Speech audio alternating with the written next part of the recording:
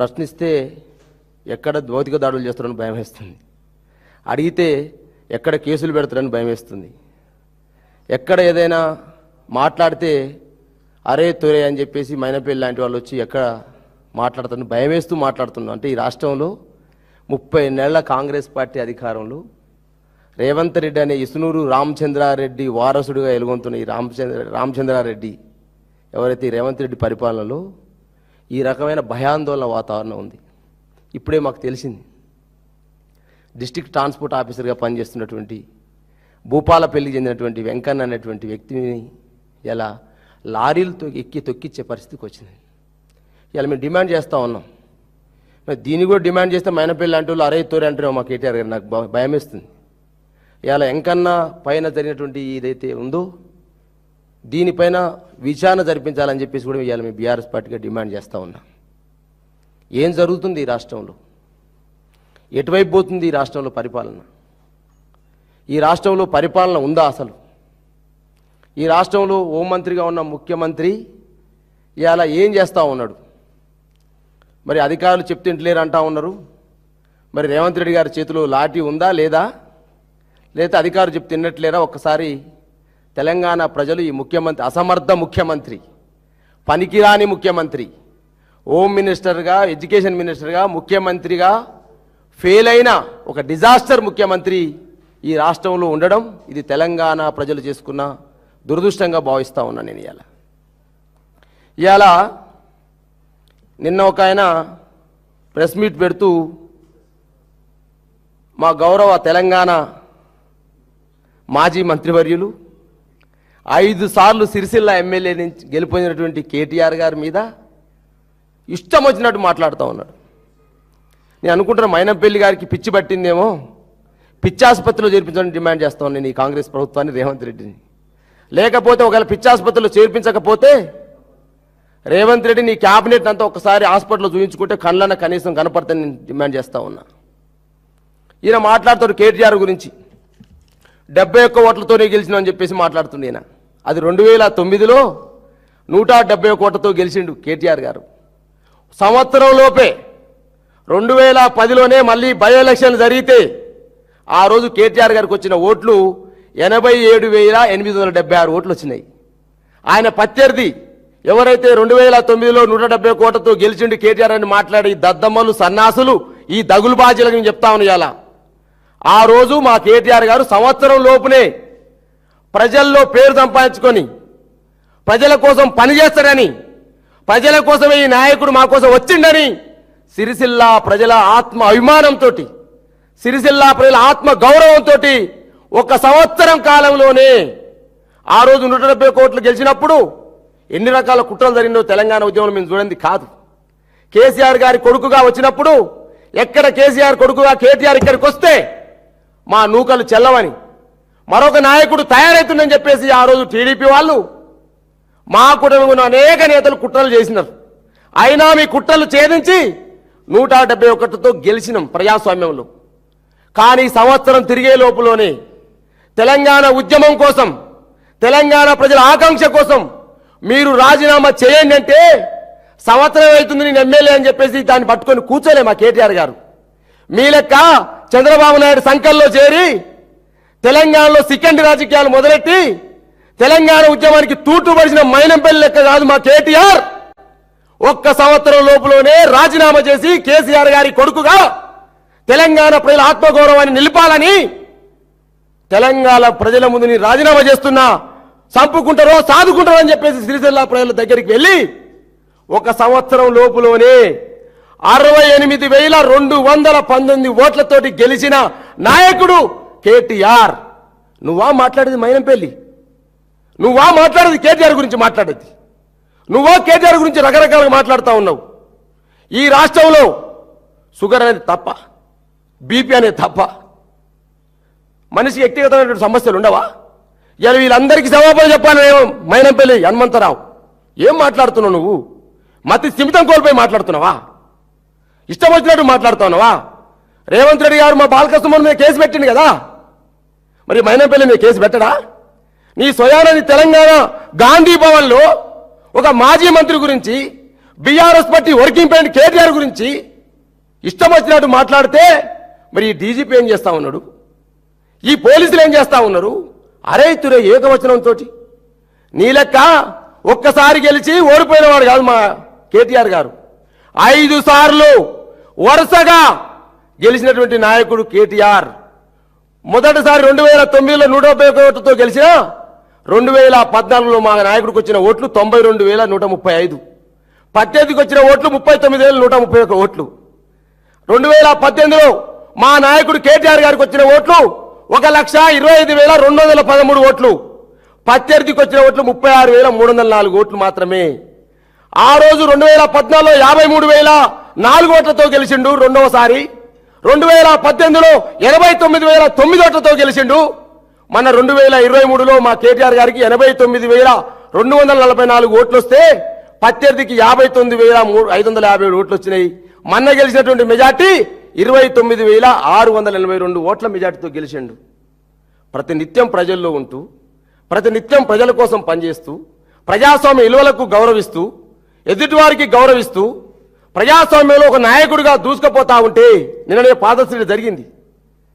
కేసీఆర్ గారు స్ఫూర్తితోటి ఏ ఫాదర్ అయితే fighter of the Telangana, father of the Telangana అన్నటువంటి కేసీఆర్ గారి స్ఫూర్తితోటి రాజకీయాలకు వచ్చిన కేటీఆర్ గారు అనునిత్యం గంట గంటకు రోజు రోజుకి తను నేర్చుకుంటూ తను రిఫార్మ్ అవుతూ తెలంగాణ పైన కోసం పనిచేయాలని పనిచేస్తా ఉంటే ఊసరవెల్లి లాంటి మైనంపల్లి లాంటి కూడా ఇష్టమైనట్టు మాట్లాడుతూ ఉన్నారు.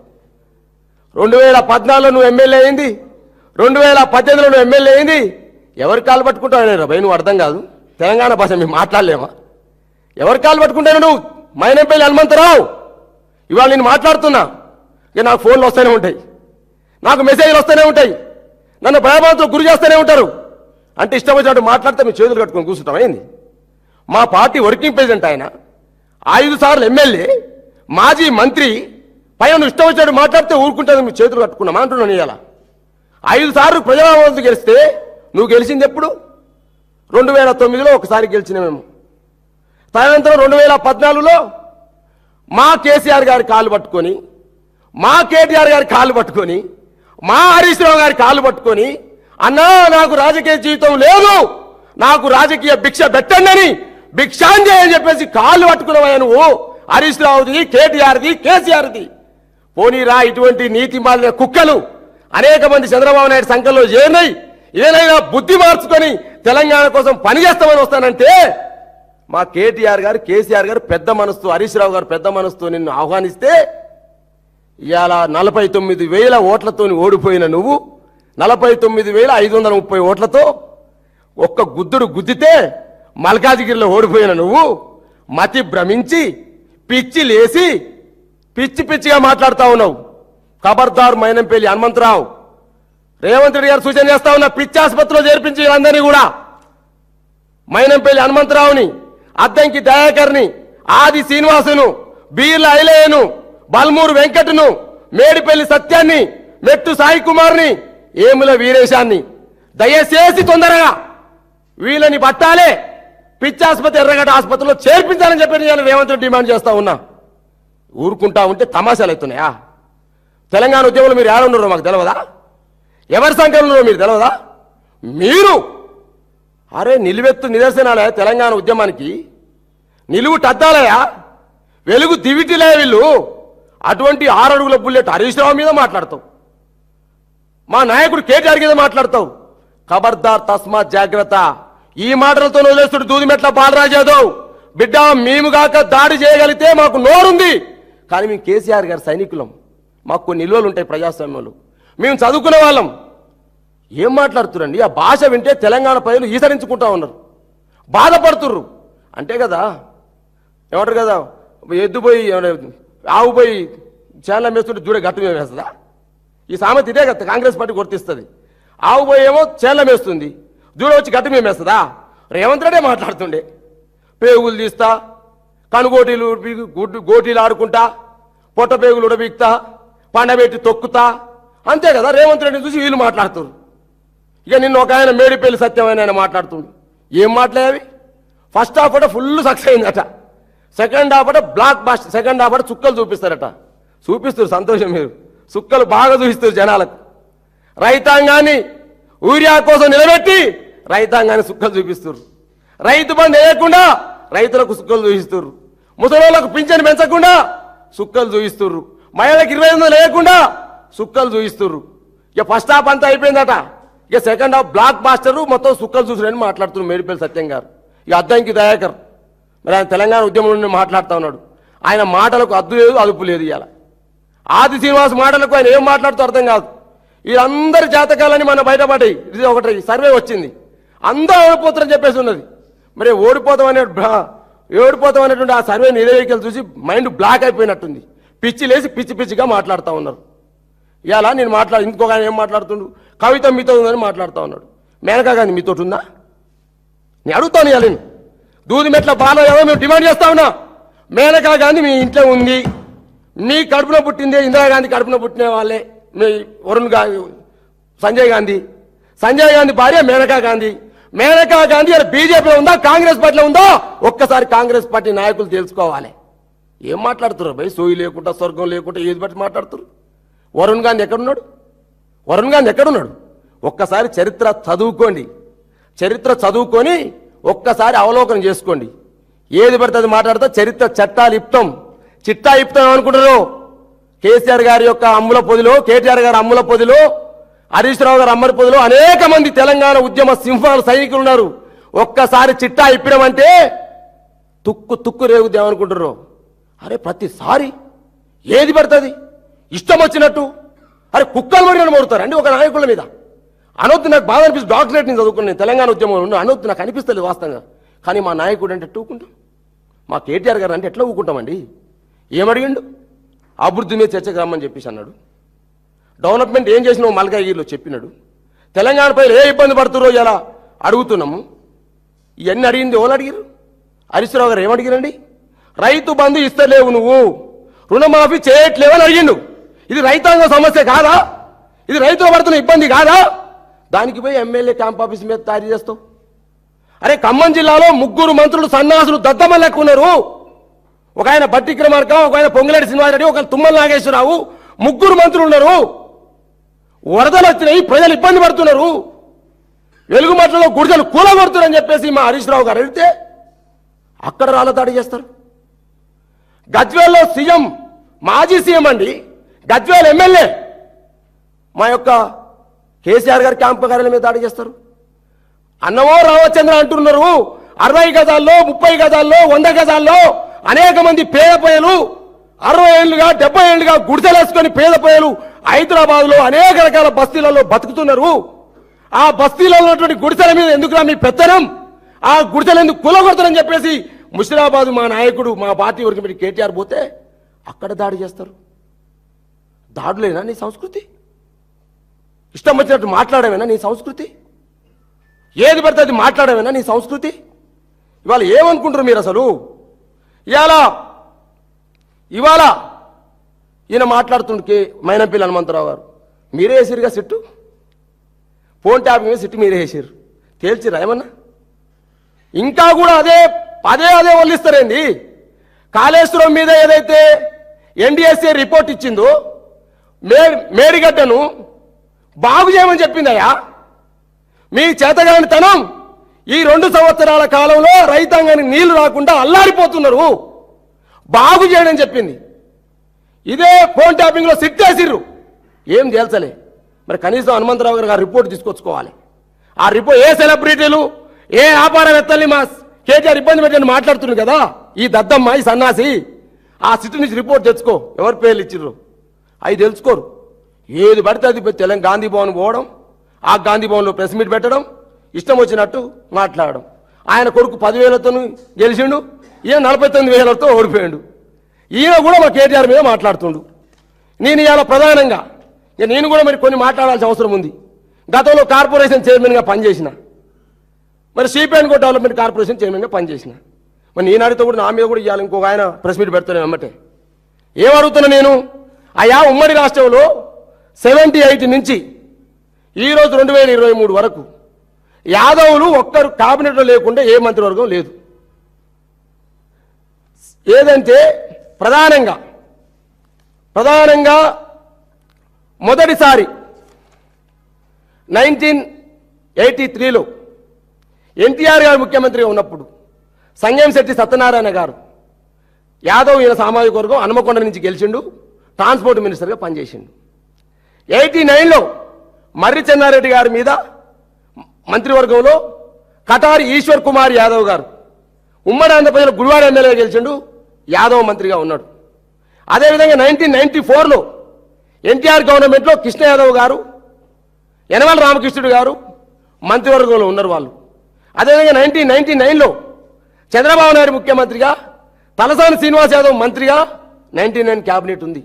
2004 నుంచి 2014 వరకు రఘువీరారెడ్డి యాదవ్, పార్థసారథి యాదవ్ మంత్రివర్గంలో ఉన్నారు.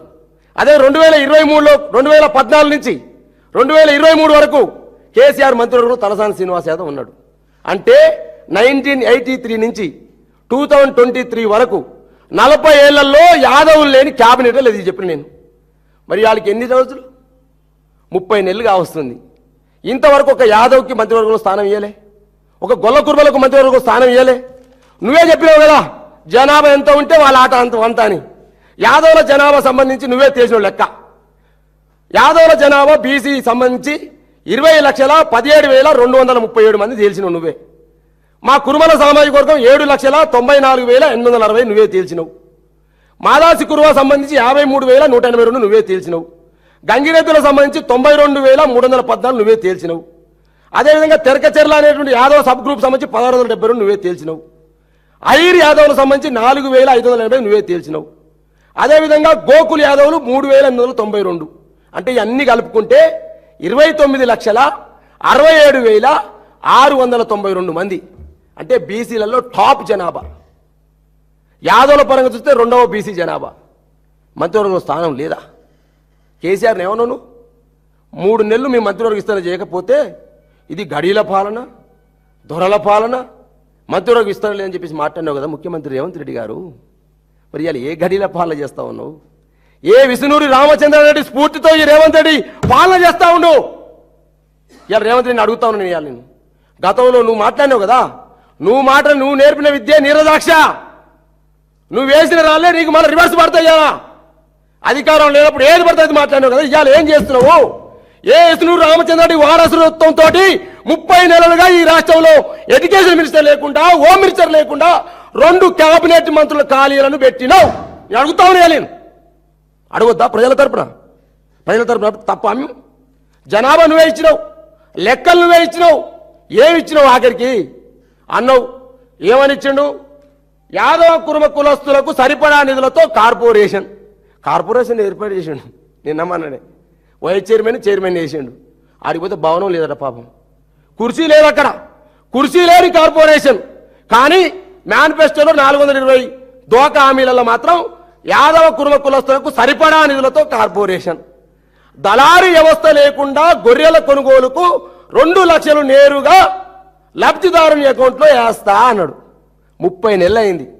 ఏమి ఇచ్చినావు చెప్పు నువ్వు? అసలు నేను మంచిన 84 లక్షల గొర్రెలు మంచినావు కేసీఆర్ గారి నాయకత్వంలో, తలసాని శ్రీనివాస్ యాదవ్ నాయకత్వంలో. 7,69,893 మంది సభ్యుల్ని గుర్తించినాం. 8,103 సంఘాలు వేసినాం. 8,103 సంఘాలు. ఉమ్మడి రాష్ట్రంలో 2014 ముందు ఈ రాష్ట్రంలో 5 లక్షల మంది మెంబర్లే. మేము వచ్చినాక 7,69,893 మంది సభ్యులు చేసినాం. ఉమ్మడి రాష్ట్రంలో మేము 2,500 సంఘాలే. మేము వచ్చినాక కేసీఆర్ గారి నాయకత్వంలో గొల్ల కుర్మలు గుర్తించాలని 8,103 సంఘాలు వేసినాం. 4,25,000 యూనిట్లు వంచినాం. 84 లక్షల గొర్రెలు వంచినాం. 7,000 కోట్లు గొల్ల కుర్మలకు కేటాయించినాం. తలసాని శ్రీనివాస్ యాదవ్కు మంత్రి ఇచ్చినాం. బడుగుల లింగయ్యకు రాజ్యసభ ఇచ్చినాం. యజ్ఞం మల్లేశకు ఎమ్మెల్సీ ఇచ్చినాం. 2 జిల్లా అధ్యక్షులు ఇచ్చినాం. సూర్యాపేట జిల్లా అధ్యక్షుడు, వనపర్తి జిల్లా అధ్యక్షుడు. 3 కార్పొరేషన్లు ఇచ్చినాం. Warangal SUDA corporation, sheep and goat development corporation, tourism corporation. అదేవిధంగా మరి ఈ రాష్ట్రంలో మరి అనేక మందికి మెంబర్లు కూడా ఇచ్చినాం. ఫైనాన్స్ కమిషన్ మెంబర్లు 2కి ఇచ్చినాం. మహిళా కమిషన్ మెంబర్ 1కి ఇచ్చినాం. 5 సార్లు 5గురికి ఎమ్మెల్యేలు ఇచ్చినాం. మొదటిసారి 3గురికి ఎమ్మెల్యేలు ఇచ్చినాం. నువ్వేమి ఇచ్చినావో చెప్పు. లెక్కలతో సహా, చిట్టాతో సహా నేను వస్తా. నువ్వేమి ఇచ్చినావో చెప్పు. 30 నెలల్లో నువ్వు ఇచ్చింది ఏంది?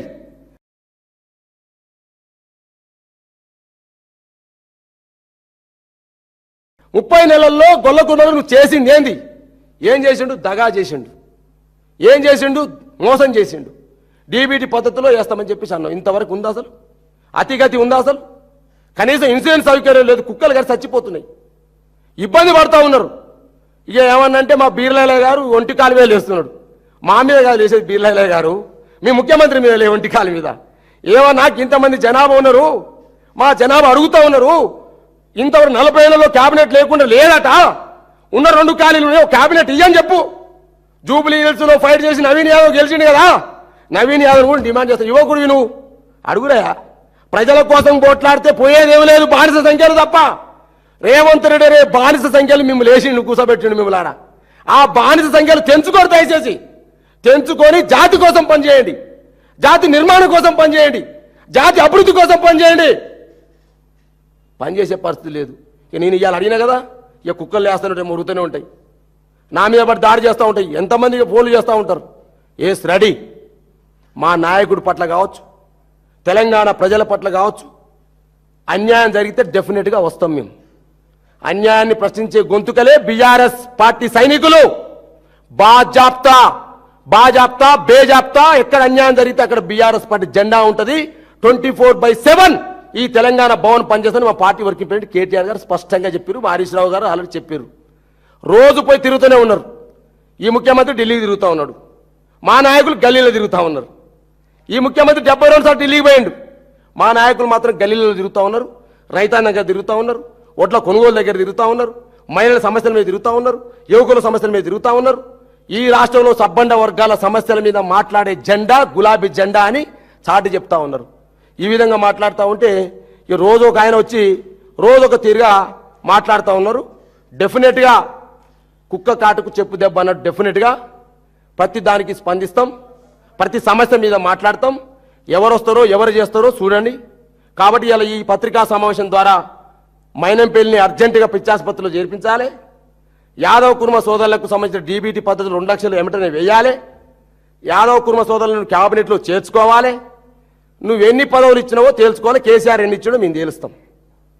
కాబట్టి బీసీల గొంతుకు వస్తానంటే మలైన వర్గాల సంబంధించి సిద్ధరామయ్యని తీసుకొచ్చి ఆయన గొంతుకు వచ్చారు, కామారెడ్డి తీసుకొచ్చి డిక్లరేషన్ పెట్టిర్రు, అక్కడ పోయి ఆయనకు డిక్లరేషన్ చేసిర్రు, ఆయన డిక్లేర్ చేసిరు, గొంతు కోసేసిరు ఆల్రెడీ.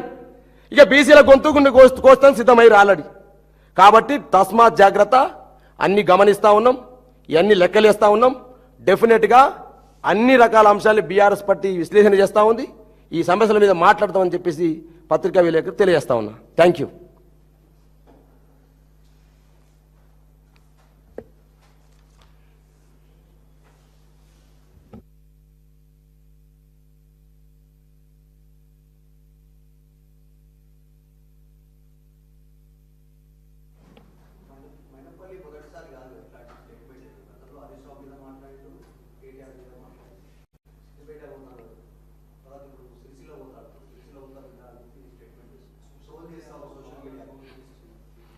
ఫస్ట్ మైనంపల్లి గారికి సూచన చేస్తా ఉన్నాం.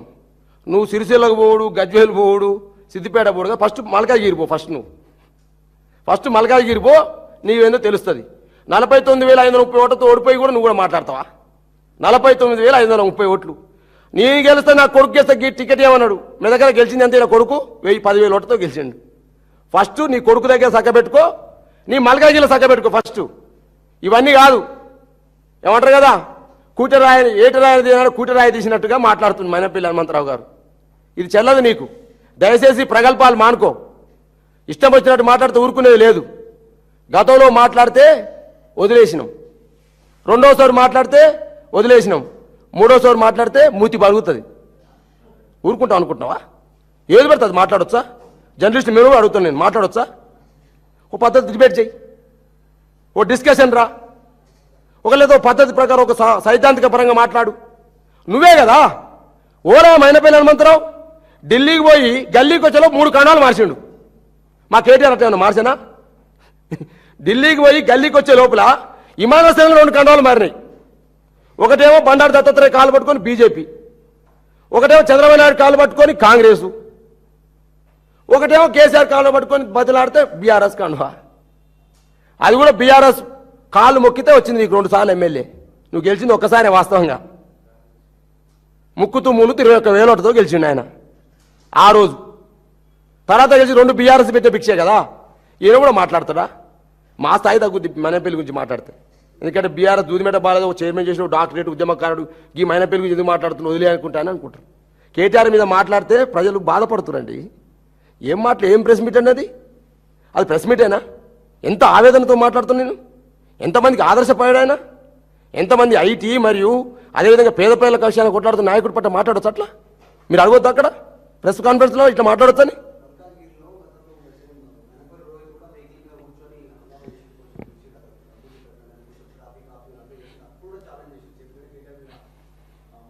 ఇక ప్రతిసారి ఆయన ఏంటంటే ఇప్పుడు రేవంత్ రెడ్డి మెప్పు పొందాలి కదా. రేవంత్ రెడ్డి ఎందుకంటే ఓడిపోయినాడు, ఫ్రస్ట్రేషన్లో ఉన్నాడు. ఏదన్నా ఎక్కువ కేటీఆర్ హరీష్ రావుని టార్గెట్ చేస్తే రేవంత్ రెడ్డి సంబూరపడతాడు కదా. ఇప్పుడు ఈయన మర్రి చెట్టు చిలకపానం మర్రి తోకలు ఉన్నట్టు ఈయన పానం అంతా రేవంత్ రెడ్డి మనసులో ఉంది. రేవంత్ రెడ్డి మనసుని ఎలా దోచుకోవాలి అని స్క్రిప్ట్ రాసిస్తున్న మైనపల్లి హనుమంతరావు గారు. రేవంత్ రెడ్డి మనసుని ఎలా దోచుకోవాలి, ఆ దోచుకొని ఏం చేయాలి? ఒకటి జాబ్ కొట్టాలి. కొట్టిరు కదా Balmoor Venkat MLC, Addanki Dayakar MLC, Akunuru Murali education chairman, Kodandarama Reddy MLC. Job కొట్టు ప్రజలకు దోకా కొట్టు, జాబు కొట్టు ప్రజలకు దోకా కొట్టు. ఎడిపోయిరండి వీళ్ళందరూ. నిరుద్యోగుల పక్షాలు మాట్లాడి నిర్యాజ్ జాబు కొట్టిండు గ్రంథాలయ చైర్మన్. కథం నిరుద్యోగులు పట్టుకునే పరిస్థితి లేదు. ఒకటే కాంగ్రెస్ పార్టీ విధానం. ఇక మైనంపల్లి కూడా అదే అనుకుంటుండు. ఏమనుకుంటుండు? ఇదే ఇక నేను ఏమైనా కొంచెం రేవంత్ రెడ్డి మనసు దోచుకుంటే నాకేదైనా ఇక్కడ ఏదైనా కొంచెం ఏమైనా జాబ్ వస్తుందేమో, ఆ జాబ్ చూసి నేను కూడా కొంచెం జేబులు వేసుకోవాలని చూస్తారు. దండుపాలెం బ్యాచ్ కాదా? ఇసుక దగ్గర పంచాయతీనే. అరే ఒక ఆర్టీఓనండి, భూపాలపల్లి డిటిఓ, ఒక డిస్ట్రిక్ట్ ట్రాన్స్పోర్ట్ ఆఫీసర్ని ఇష్టం వచ్చినట్టు లారీ తోలిచ్చిరంటే ఏం ప్రజాస్వామ్యం ఇది? ఏం ఓం మంత్రిత్వం ఉందిడా? ఎక్కడున్నా అంటనియాలి నేను. ఇసుక దందాలు, భూముల దందాలు, అదేవిధంగా ప్రజలు వస్తే ప్రజలను కొట్టుడు. దండుపాలెం బ్యాచ్ అనరమ్మ దీన్ని? మైనపల్లి అనంత ఏమంటారు మీరు దీన్ని? అరే మీ మంత్రి కూతురు చెప్పిందా సుష్మిత? 350 కోట్ల ఇసుక సిమెంట్ ఫ్యాక్టరీ సంబంధించిన డీల్ జరిగింది. ముఖ్యమంత్రి గారి ఇల్లు వెనకాలే, రోహిణ్ రెడ్డి గారి ఇంటి వెనకాల 300 కోట్లు తుపాయి గురిపెట్టిర్రు. ఏం మాట్లాడాలి? సందాలు ఇవ్వకపోతే, వాటాలు ఇవ్వకపోతే తుపాకులు పెట్టి బెదిరిస్తుర్రు, దందాలు చేస్తుర్రు. రేవంత్ రెడ్డి మనసులే బతకాలనా? మా కడుపు లేదా? ఓన్లీ పొంగులేరు శ్రీనివాసరెడ్డి మనుషులు రేవంత్ రెడ్డి మనసులే బతకాలా? మిగతా మంత్రులు మీ మంత్రులం కాదా? నాకు తెలవకుండానే శ్రీనివాసోళ్లకు టికెట్ రేటు వేసుకొని కోమరెడ్డి వెంకరెడ్డి అంటాడు. బట్టి ఇక్కడ నాకు తెలవకుండే బిల్లులు పాస్ అని ఆయన అంటాడు. మిగతా మంత్రులంతా ఏడుస్తుర్రు. రేవంత్ రెడ్డి కలిసి డైరెక్ట్ లేడు. ఇప్పుడు ఏమిరెడ్డి నరేంద్ర రెడ్డి కలవాడు. కాంగ్రెస్ నుంచి వచ్చిన వాళ్ళంతా ఓన్లీ తెలుగుదేశం నుంచి గెలిచిన వాళ్ళే రేవంత్ రెడ్డి కలవాలి. ఇది కూడా కొత్తగా వచ్చింది మధ్య న్యూస్. ఓన్లీ కాంగ్రెస్ నుంచి వచ్చిన వాళ్ళేమో ఏమిరెడ్డి నరేంద్ర రెడ్డి కలవాలి, తెలుగుదేశం నుంచి వచ్చిన వాళ్ళేమో రేవంత్ రెడ్డి కలవాలి. ఇక చూడు కథ. అందుకనే అసలు కాంగ్రెస్ నాయకులు కుత్తలు ఆడుతుర్రు. చూద్దాం, వెయిట్ అండ్ సీ అని బీఆర్ఎస్ చూస్తుంది. ముందుంది ముసళ్ళ పండుగ. రేవంత్ రెడ్డి దండుపాలెం బ్యాచ్ కూడా ముందుంది ముసళ్ళ పండుగ తెలియజేస్తా ఉన్నా. Thank you so much.